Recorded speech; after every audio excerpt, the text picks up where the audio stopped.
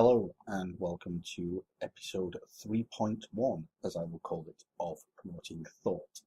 This is a special about Diablo 3 and it will be called How to Make Real Money Playing Diablo 3. And it's not a statement of the obvious. We all know there's going to be a real money-based auction house placed into game. What I'm going to discuss here is how you can actually make a living wage out of it. Now, let me preface this with a few sentiments. One, I discuss at length the pros and cons in episode 3, Real Money Auction House, The Real Diablo. I personally do not like it. I don't think that you will be able to easily make a living wage out of this game. However, a number of people have messaged me asking me if I think it's possible and how I would set about doing it. So what I've compiled is 10 rules that I think anybody looking to make a living working wage out of this game will need to adhere to. So let's get right into it. And the first rule is do not fly solo. Now,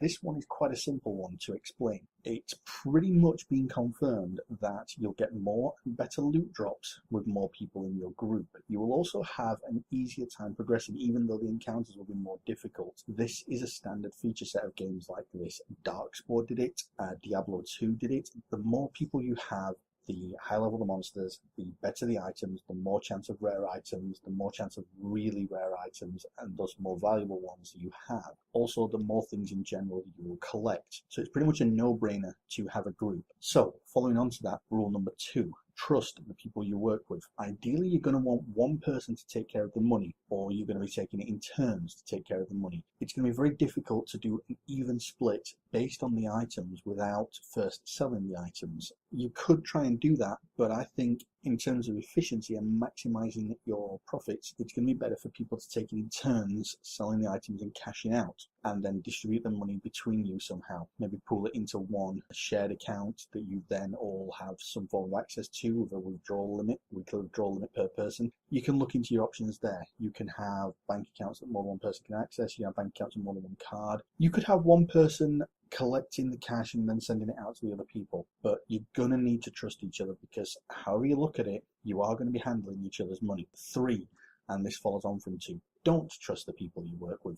Get an actual contract drawn up, send it to each person, have them sign it in front of somebody from the legal profession, a solicitor, a lawyer, a legal clerk, somebody whose signature actually carries a bit of gravitas. Have them post it back to you. You take it into a solicitor's office, sign it in front of that solicitor and file it with them. It may not be entirely legally binding unless you're prepared to pay for a solicitor to do it, but in the event of any problems you do have something to fall back on to say, hey look, this was the intent, you signed here to see you do it. Contract law is a complicated thing and I wouldn't advise anybody to do a DIY thing at home and then expect it to be entirely legally binding, but at least it's an implication of nothing else. It gives you some fallback. If you've got a bit of extra cash, have somebody qualified look at it. But protect yourself, protect the people you're with, and basically keep it on a professional level. Don't let the fact that you're going to be friends influence you to not set it up professionally. If you're going to be looking to make a living wage out of this, it's going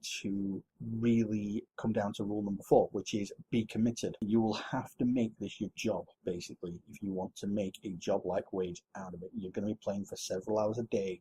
You're going to need to take regular breaks because it's not healthy to sit in front of a screen for that long. Make sure you exercise. Make sure you get up and take a walk every hour or 2. Make sure you take a long dinner break. Make sure you have plenty of drinks. Organize this between you so you're all doing it at once. Don't just sit for 8 hours or more in front of the screen, not moving. It's dangerous for your health, and you'll hear at the end of episode 3 that there was a young man recently that passed away in part because of this from DVT, deep brain thrombosis. Anyway, 5, don't make it too much like a job.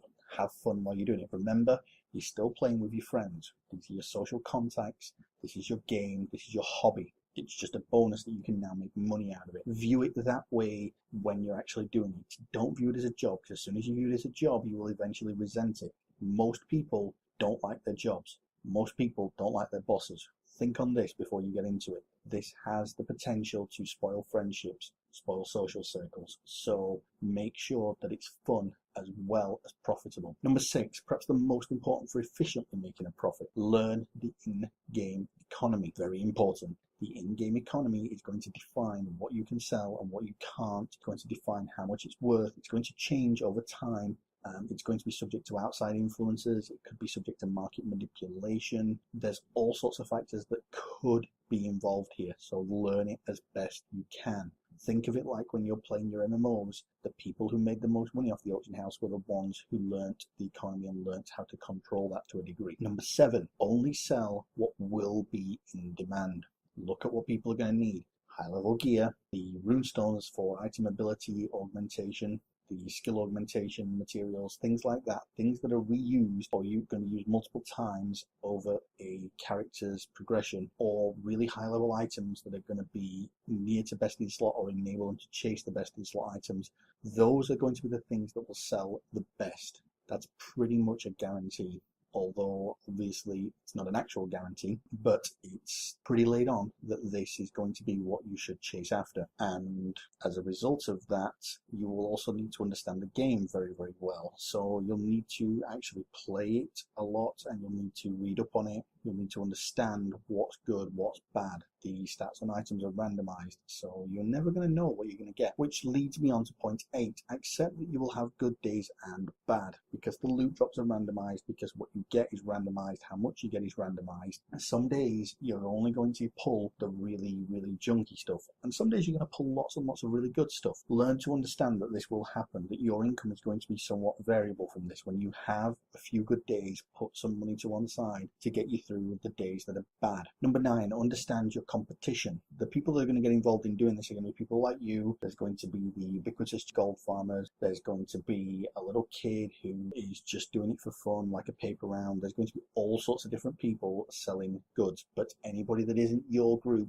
is your competition in essence. So learn what they do and understand it, and try and make sure that your efficiency is maximized while still having fun. Try and make sure that as you understand your competition, you maybe don't fall into their methods, but you adjust your own to give you that competitive edge. Number 10, don't try and be like your competition. Gold farming is a horrible task. You know, you're going to be up against people that are very proficient at this, that have set up entire industries, not just a small team, and you're going to have to compete with them for people's money. And the way you're going to do this is by either selling things cheaper than them or selling things that they don't quite have. The latter will be easier due to the stat randomization. Now, those are the 10 rules, but I want to just add a couple of caveats in there. 1, I don't think it's going to be possible after the first month of this game's release, unless you put a heck of a lot of time into it, to actually make a living wage out of this. I think you will be economically more sound and viable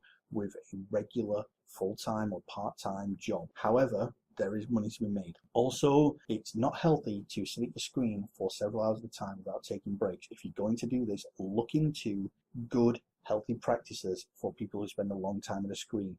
Get ergonomic keyboards, get wrist-supporting mouse pads, get anti-glare screens, position your screen in a good place, get a chair that supports your posture. Make sure you take regular screen breaks. Be healthy. Cannot overstress that. And realistically, don't expect to make yourself rich out of this, because the chances are you're not going to make a living wage out of it. You may do well the first few weeks. That's when the big demand is going to be there, like after 2 weeks, before 6 weeks. That's when your best period for selling items is going to be, because people will be playing through the game, and when they hit the higher levels, that's when they're going to want access to the stuff that they're actually going to be prepared to pay money for. It's the things that's going to stay on the character a long time, or the things that are very difficult to acquire. So go into this with open eyes. Don't quit your job thinking you're going to make yourself rich quick.